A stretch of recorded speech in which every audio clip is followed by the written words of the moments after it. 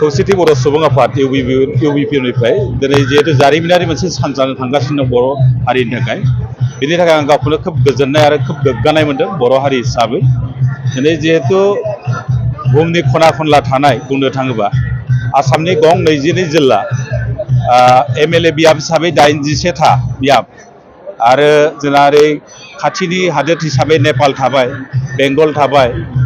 नागालेण्ड थाबाय अरुणाचल थाबाय गासै 10,000निबो बांसिन जिथु मोसाखावरिजों लोगोसे आरो दामग्रा देग्राफोर थाबाय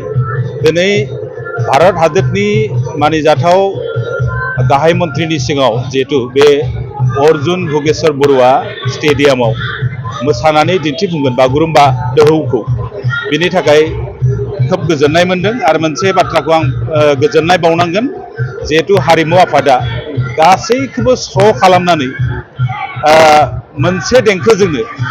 आरो मोनसे खोदोमजोंनो बेखौ मोसानायनि थाखाय जों साखा फारा खालामना होबाय बेनि थाखाय हारिमु आफादनो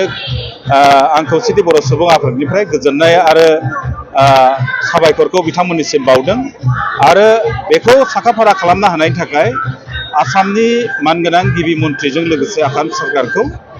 जों खौसेथि बर' सुबुं आफादनिफ्राय साबायखर आरो गोजोननायखौ बावहरनाय जाबाय।